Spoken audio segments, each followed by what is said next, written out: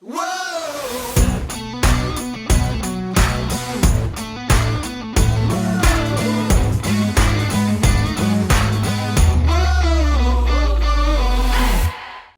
to the What's Our Verdict podcast, where we fashion ourselves cinematic judge and jury. My name is JJ Crowder. I'm here with my co-host, Alec Burgess. Let's get it. We appreciate you tuning in. Go ahead and hit that follow, subscribe, like, bell notification button. Helps you keep up with the episodes that we have coming out. It helps us grow the podcast. Also helps grow the podcast if you tell a friend about us, family member about us. No, don't tell mass murderers about us. No, please don't. You can tell us about mass murderers, but not vice versa. So, but yeah, we're week 3 of our NC-17 month. And before we get into it, let me reach over here and grab my Tub OW. We have partnered with Tub OW. And this one is the retro sherbet. Tastes like, and you can see if you're watching on YouTube, you can see the images of like the little push pops with the sherbet in them. Delicious. Grew up on them as a kid, so I was really excited when I saw this flavor. Go to w.gg and go get 10% off when you check out on your order with code OurVerdict. It also does give us a little bit of commission on your orders, so we appreciate that. It does help grow the podcast, and very helpful. We appreciate it. Plus, it's really good stuff. It's a really nice energy drink overall as you're making it, and it's powdered drink, but it does in the long run save you some moolah over the cans that can be anywhere from 2 for $3.50, 2 for $5, whatever the hell they are. But where are you buying your energy drinks at? 7-Eleven, dude. I think they were like the other day, like the Monsters were like 2 for $5.50 or some shit. I was like, oh goddamn. So anyway, but yeah, it equates to much less than that when it comes to your drink. So go check them out. Really cool flavors all over the place. Lots of good stuff. So go check them out. We appreciate it.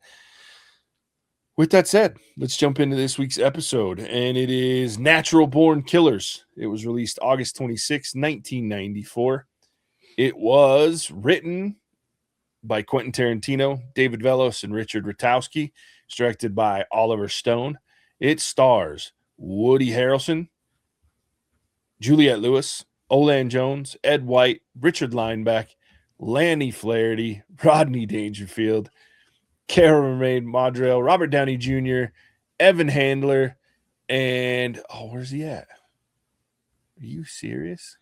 Tommy Lee Jones. They don't have Tommy Lee Jones in the main list? Anyway, he probably requested not to be. It could be. And Tommy Lee Jones.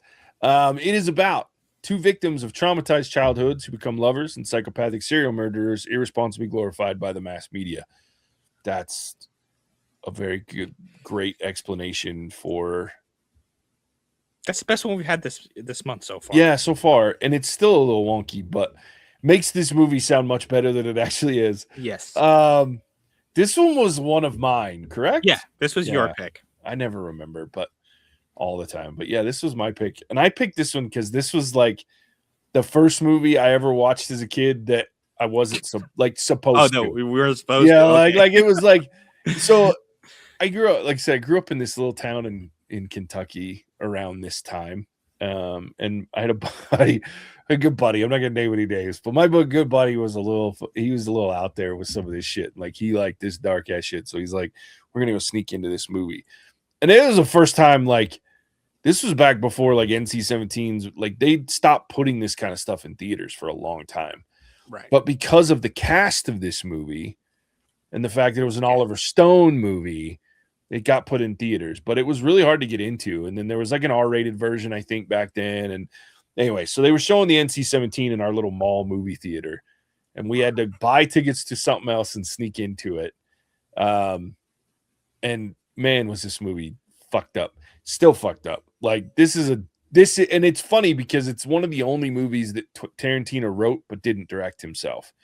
And I'll be honest, I'm hit and miss with Tarantino. I either love his shit or hate it. Mm-hmm.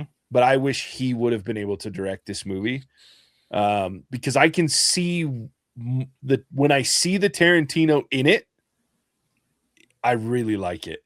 When I see the Oliver Stone in it, I don't.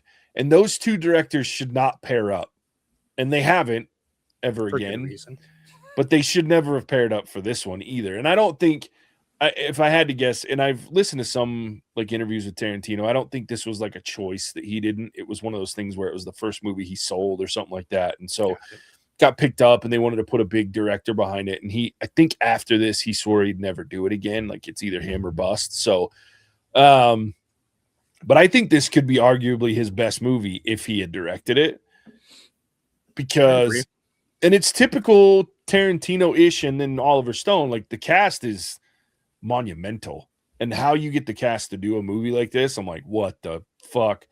But goddamn, did they kill it? Like it's some of the best. So it's one of those movies that I haven't watched it in probably 20 years, but I wasn't sad to go back to it and just kind of refresh myself. It had been that long, and there's really great parts, and then there's parts I'm like, that's just unnecessary and weird and really weird.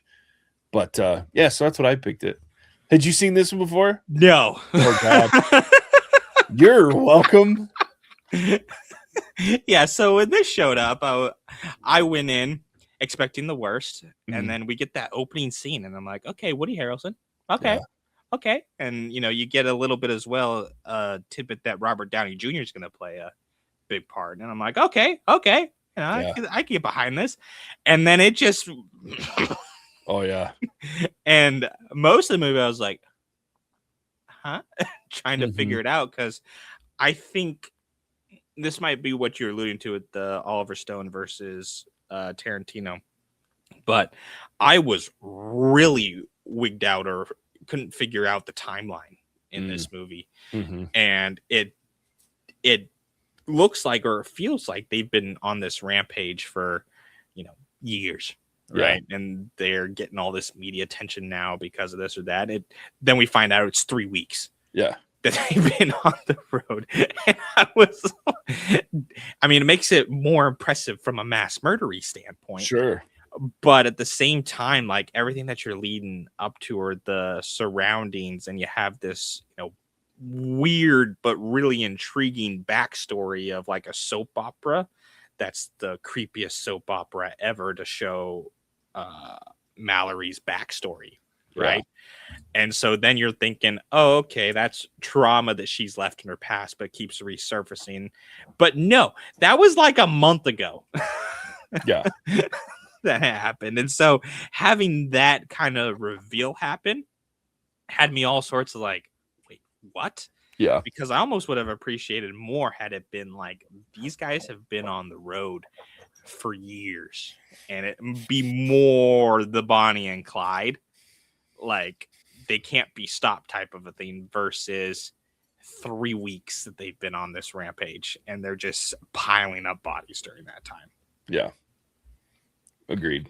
But yeah, so that was like a little like, wait, what type of an attitude, but it's hard to argue for me anyway. It's a pretty good movie. Yeah. Even with all the fucked up shit that happens in it, it's a pretty good movie. Yeah. But I guess as well, like there was a little bit late on the reveal about, somebody always, one person lives to tell the tale. Right. And so, because I was like, dang, he just threw a knife through the window at that guy who was just working on the truck. And that's before you realize that they're these psychotic kind of individuals, because up to that point, like, even though I would say it's an overreaction, the guys in the diner deserved it.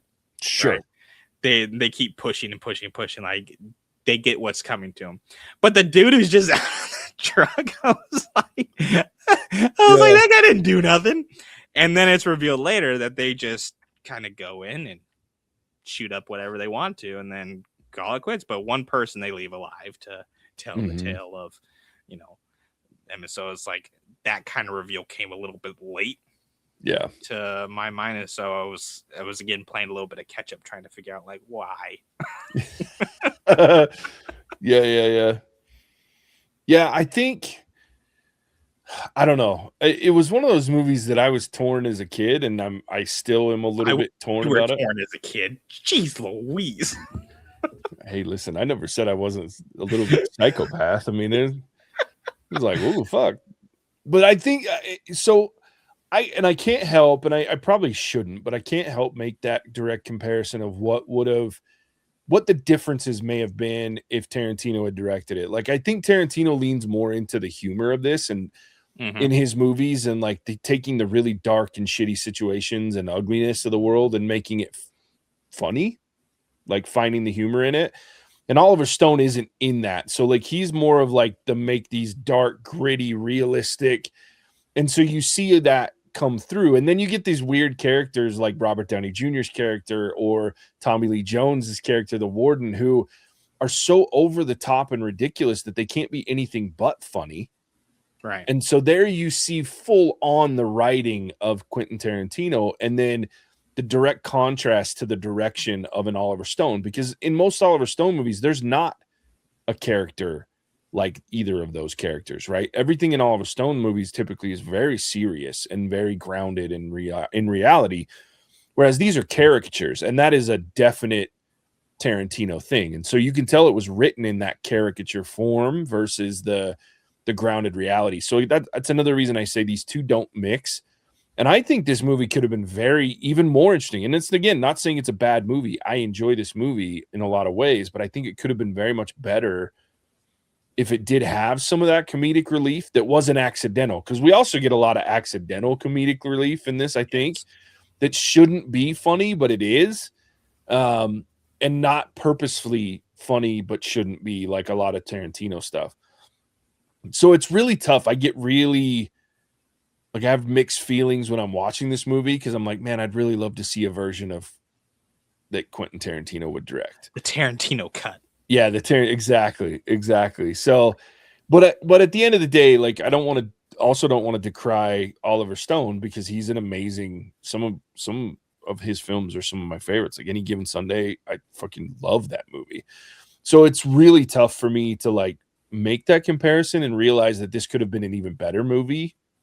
But I can't deny it, because I also think if Oliver Stone had written this movie, it would have been even better and very different, right? You wouldn't have had the weird acid trip-esque type shit that's going on. You would have just had this dark and gritty, probably more along the lines of what you were probably first thinking of when you start seeing, you know what I mean? Like where we actually go down the lines of the depth of their trauma and like the reasons that they're psychopathic versus let's just hero vaunt these two serial killers because everyone around them is so terribly awful that you can't help but like go, oh, okay, with the exception of their own one regret in the Native American dude, right. You know?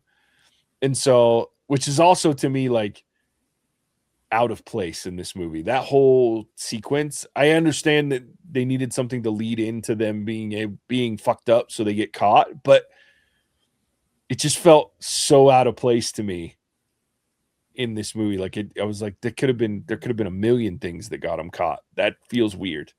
Yeah, running out of gas in the desert is enough. Yeah.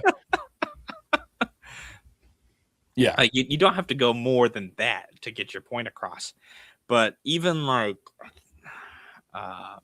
you were talking about the what was the funny parts, but it shouldn't be funny. Mm-hmm. Like there's so much of that it gets a little much. Yeah. And so like it's bad. I'm gonna get it canceled. But Rodney Dangerfield. Oh God. The performance he puts on is amazing. Sure. Unintentionally funny, and it needs not to be funny. It should not be funny. No. But I'm sitting there with like I know I can't laugh. I shouldn't laugh. Mm-hmm. But it's his portrayal of, going into as being this backstory as Mallory's dad, who was abusive in multiple ways. Yeah. But his delivering everything, I'm just sitting there going, don't laugh. Yeah. Because it's funny. And he delivers it in such a way that makes it funny. And then on top of that, you have the, a added bonus of it being in a sitcom, kind of environment with a laugh track, which you know, is designed to tell you when you're supposed to laugh. Mm-hmm. And so there's so much uncomfortable that's happening while I'm watching those parts, because I'm just like, Joe, that was pretty good. Yeah. But I would have liked more of, who was it? Tom Sizemore, right? Yeah. Because his character almost feels unnecessary in the final cut. Yeah. And but you have hints that he's the, you know, it's like Sherlock Holmes, right? In the sense that you talk in the novels, it's like, if there wasn't for the law type of a thing, Sherlock Holmes would be the greatest, Yeah. you know, mass murderer, mastermind, evil mastermind type of person out there. But because of the law, he's gone he's on the right side of it, right? And you had an opportunity, I think, with Tom Sizemore in that kind of thing. Yep. And they instead just decided to make him more unhinged. Yeah. In the mass murderers. Yeah. Or going for it. So, because it almost feels like, you know, when we first are introduced to him at the gas station, right? And he's figuring stuff out. It's like, oh, okay, this is the guy who's gonna, you know, come in, and he's the one they call in when things go wrong, right? He's the fix-it guy. And then the next scene is him strangling a sex worker that he hired. Yeah. What? Yeah. And so it almost just throws away what could be, in my mind, like a really good character that you can throw through. But this is where I see the negative in Tarantino, and I'll say he goes too big. Yes. And then tries in his storytelling, and instead of trying to break it up or tell a specific part of a story, it just balloons. Yeah.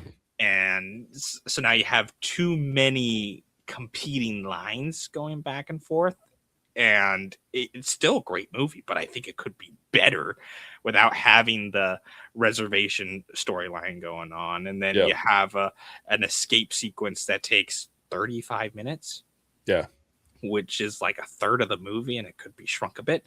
Yeah. To wrap up some other loose ends or tell some more compelling stories, but instead it's just like in and out, in and out, in and out. And so it feels to me anyway that you wasted Tom Sizemore a little bit. Sure. Because he's great. Oh yeah. And having him be this psychopathic detective, like fits in the end cut how it was. But there's a lot of it where I was like, oh, you could have done so much if you made him still toe the line. And it would be like, what was that one you made me watch? Nocturnal Animals. Yeah. Who is it? Whoever plays the sheriff, I forget his name. Matthew. I forget. Anyway. Michael. Anyway, that kind of like toe the line. I'm breaking the law. What is his name? Yeah, sorry. Michael Shanahan. Michael Shannon. Michael Shannon. Yep. Okay, so you have like this toe the line, right? But I'm going to dance with it. I'm going to jump over a little bit back and forth. But instead, he just went full psycho. Yeah. Like almost immediately after meeting him. And I was like, oh, well, that was a little bit of a letdown. Yeah. Because now I'm back to rooting for Mallory. Right. You're not wrong. That is, and we've talked about Tarantino in the past too, where like he doesn't edit himself, and sometimes that works out really well, and other times it doesn't.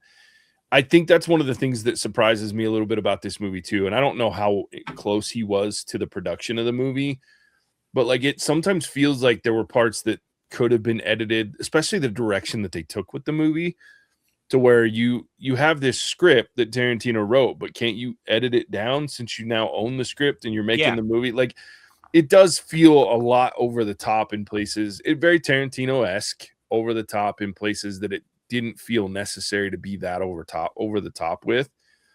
And then I also think that there's some places where they could have gone even further. You know what I mean? Like, I think, to be honest, I would love to see that whole reservation piece not there at all. And then extend out their opening.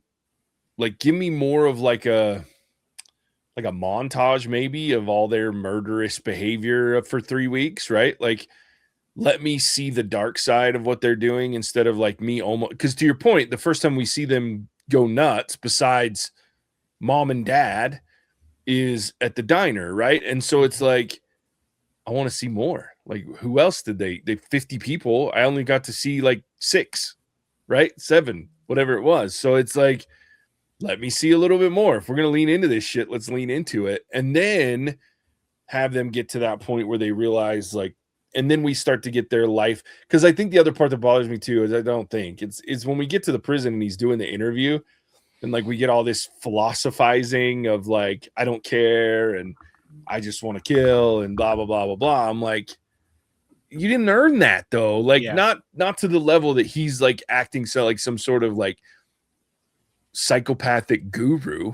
You know what I mean? Like I need more for me to be sold on that particular level of philosophization of your murder spree, right? So it's, I don't know, it's weird. Yeah, he's not publishing his manifesto. Yeah. Right? Because it's supposed to be this deep theme, but really at the surface they just like killing. Yeah. Right, that's all it really is. And so I like your point, because I tell you what I would have liked to see, even though it, you know, we're talking going back in time type of a thing, but I would like to see a lot of the Keenman style violence. Oh yeah. Going through where you have, because we get a little bit in the diner, right? The moving camera coming around, spinning around, showing the bullets flying type of a thing. Yeah. And the knife going through the window and stuff like that. But lean into that more. And then I could have done a lot less with like the rapey, sexy vibes. Yeah. Like the whole hotel scene. Yeah. Don't need it. Don't need her seducing a gas station attendant to then just put 4 in him. Yeah. Right. But show me going into the Target or the Bass Pro Shops type store they're going into. Yeah. And just, you know, yeah, like just laying waste. Locked and Loaded, right? Like Tallahassee from Zombieland, Locked and Loaded. and just coming up with like these creative ways to cause violence. Yeah. Because that is far more interesting. And then when you get to later, you can have, instead of this deep, you know, philosophical discussions, you can almost have you killed a guy with a weed whacker type of a thing. Yeah. Like, what were you thinking? Yeah. Or you bashed him with a baseball bat. Mm-hmm. And so instead of, you could have this more just lean into all the violence. Yeah. Possibly could. And then have that kind of style that we see in the diner where it's back and forth, very camera heavy movement to illustrate what's happening, because the diner is pretty good opening sequence. Yeah, the diner's great. And then unfortunately the movie kind of goes downhill a little bit from there. Yeah. In terms of just scenes in general. And then by the time you get to the prison escape scene, like it's just then you have full on Tarantino gore. Yeah. It's just full on mayhem at that point. Yeah, and a lot of it doesn't even make sense type mayhem. You're like, what? And people are losing more blood than they have in their bodies, and still to move. And yeah, well, and then like 8 shotgun shots to one guy that at the end, like when they off Robert Downey Jr.'s character, I'm like, dude, he'd be like Hamburger. As close as they are, and they all unloaded like 5 or 6 shots. Like he's Hamburger. He's not just got a shredded shirt. But I understand like you can't go that, but like give him something other than the shotgun. I don't know. Yeah, have a little fun with it. Yeah, a lot of weird choices in a lot of places in this movie. I would agree. And it's weird because I think it's only weird because it's not Tarantino. Like if Tarantino had directed, I expect it. Oliver Stone directing it, I don't expect it, right? And I expect it. So it's this dichotomy that I guess if you go into it not knowing what you're watching and who was involved per se, like you're maybe less judgy about it than I am. But like I'm just like, this could have been even better than it was, and it was pretty good. But I'll say too that a lot of what made it good is Woody Harrelson. Yes, he's so good in this. Like, and I know Woody Harrelson had movies well before this, but man, this was like, I think back on this a lot of times as like some really high level Woody Harrelson, because he carries the shit out of this movie until we get Tommy Lee Jones, because Tommy Lee Jones is out fucking rageous as his character is. can't take my eyes off of him through as long as he's in it. No, I agree, because there's a lot of like bad Woody Harrelson movies. Yeah. Especially early on, or through the early 2000s type of a thing. And he's had a really nice resurgence over the last decade or 2 decades or so, which is great. But this, I was a little bit worried, knowing that it's like, oh, this is early Woody Harrelson. Yeah, you never know. It's a coin flip. And then you also have like early Robert Downey Jr., right? It's the same thing. And so you still have great Tommy Lee Jones, right? Tommy Lee Jones is solid, but with those two especially, I was kind of like, it's going flip. Let's see what happens. And both of them did such a great job, but Woody Harrelson especially. Oh yeah, like pure psychopath tendency. Got the eyes going, and the mannerisms are all down to, down to having that almost psychotic OCD tendency. Yeah. Then just senseless. Yeah. Just the senseless kind of, we'll just kill for the fun of it. Yeah, for the fun of it. Yeah. We'll just do that. It's wild. Well, and he had to carry a lot too, because I'll be honest, I don't like Juliette Lewis at all. Like, she's a little hard. She's never, and there's nothing that she's in that I'm like, oh yeah, it's Juliette Lewis. I'm always like, oh, it's Juliette Lewis. No. So for the fact that I still want to see them on screen, I mean, this obviously isn't her worst movie, but Woody Harrelson really made it easier to deal with Juliette Lewis. Yeah, I almost think that it was a little bit of, for me anyway, like the severe mood swings that they put into Mallory, which makes sense, everything, right? But at the same time, that's not Tarantino so much. He picks one kind of area that he's going to focus on, and then he makes a character one-dimensional if he doesn't know what to do with them. Yeah. And so that I could see being much better if you get Diner Mallory, right? Versus getting just moody, broody Mallory or reservation Mallory, and all these different types of emotions going on, which doesn't help Juliette Lewis at all. No, in the portrayal. But at the same time, then you look at Woody Harrelson as Mickey, and he's just very consistent across the board. And so there's times where I like Mallory better than Mickey, but but most of the time, like, now Woody Harrelson. He just rocked it. Way better at this. Yeah. And she just, the scening was one of those things. Yeah. Like, it's almost like they're trying to turn her into like the tragic, tragic villain type thing. It's like, but at the same time, I don't have any sympathy. So it's not working. Yeah, no. I've always said I would have loved to have seen in her role instead of Juliette Lewis as a young Angelina Jolie. Ooh. Yeah, dude.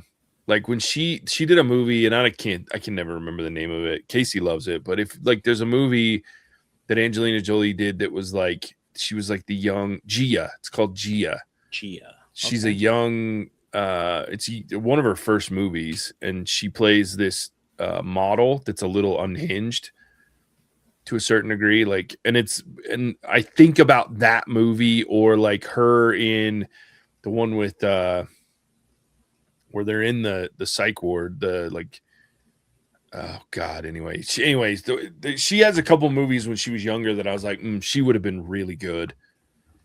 And in Gia, she has weird hair, like the natural hair that Juliette Lewis has was very similar to what Angelina Jolie wore in the movie Gia, at least parts of it. So it's like, I think those two, if you could have swapped them, God, that would have been wild.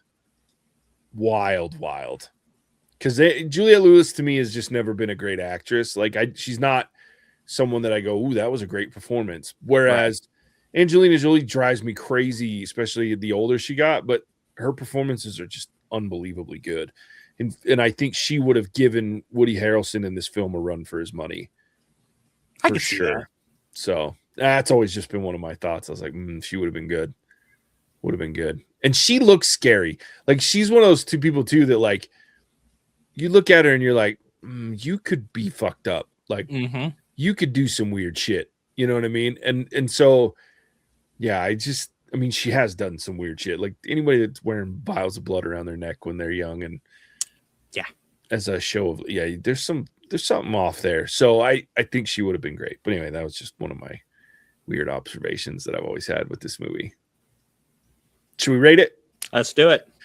All right, mine first. Gosh dang, I'm gonna give this a 4. It's a tough one for me. Like I teeter between 3.5 and 4, and I think it would be an easy 4.5, 5 if Tarantino had either directed it or Oliver Stone had written it and directed it, right? So either give it full control of both to one or the other, and I think this would have been an even better movie. But it's still an entertaining movie, and it's still an interesting show of the psychosis throughout. Like and there's no good guys in this movie. There's no bad guys. There's just a lot of fucked up people. And I think a lot of times we forget that that's more close to human nature than good versus evil and heroes versus villains. Like usually in most real life situations, there's just people and we're all a little fucked up on some level. So I like how this portrays that. And I've always enjoyed the fact that when I can sit and go, well, I was kind of rooting for a mass murderer right there. Like those ones always make me, it's an interesting dichotomy of like, I shouldn't be rooting for these people, but I am, because who else am I going to root for? Fucking the crooked cop, the fucking shitty warden, like who? There's nobody else to root for.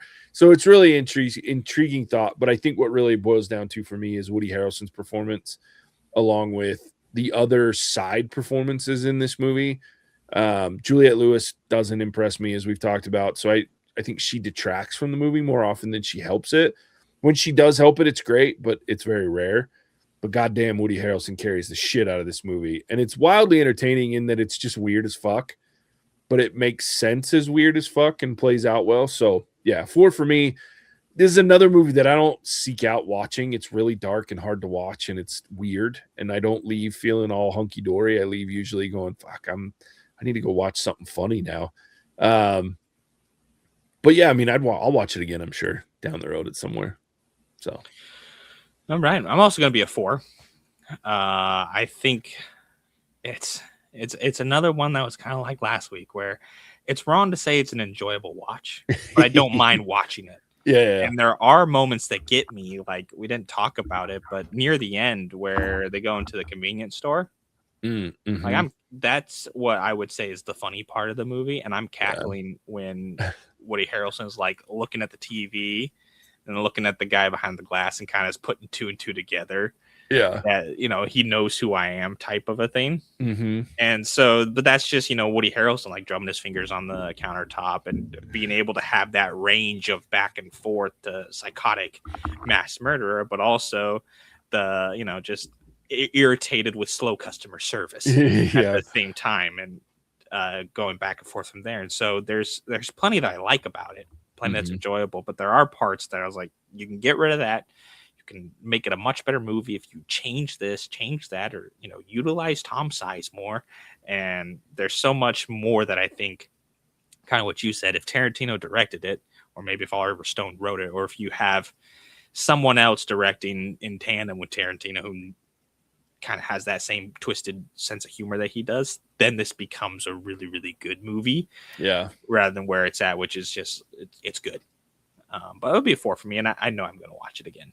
Yeah. Even though this is the first time, I'll be watching this again. Not all the parts. I'll skip through some. But sure. There are highly skippable parts in this movie. So yes.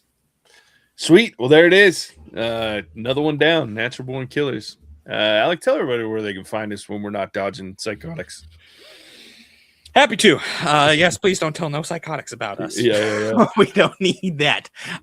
Best place to see us is on YouTube, where you can see our smiling faces as we're talking about terrible movies this month. Thank you for that, Charles. But Patreon is the best place to get involved with our content. We are doing this thing where we're doing votes for every month, and our votes have consequences this time around. So neither one of us wants to lose, although I definitely want to win more than JJ because we have watched some doozies this year. But you can get involved with the content. It's absolutely free. Patreon at What's Our Verdict. You can vote on topics, vote on our movie choices, and from there, watch us compete. If you do want to pay a little bit, behind a little bit of a paywall is almost 700 episodes of extra bonus content, everything from outtakes and bloopers all the way up to movies that we watch so that you wouldn't have to. And on top of that, movies we cannot put onto the actual channel. We will get canceled so quickly. But Patreon is the best place to get involved. What's our verdict? In addition to that, like JJ said at the beginning, we are partnered with W. So go to w.gg, get your energy powder. Great boost for your day without having to deal with so much of the crash that comes with a Red Bull or Monster or one of those other brands. But get 10% off your order using the code RVERDICT, and we do get a little bit of a commission from that. So anything you could do to help the channel. And with that, I'll send it back to the mauling monarch, the Titan of Terror, a JJ. Yes, sir. Appreciate it, Alec. Yeah, go check us out. Go get yourself some energy powder. And as always, with that, we appreciate you tuning in. We'll catch you on the next one. Hasta la vista, baby. Cinemagical. Whoa!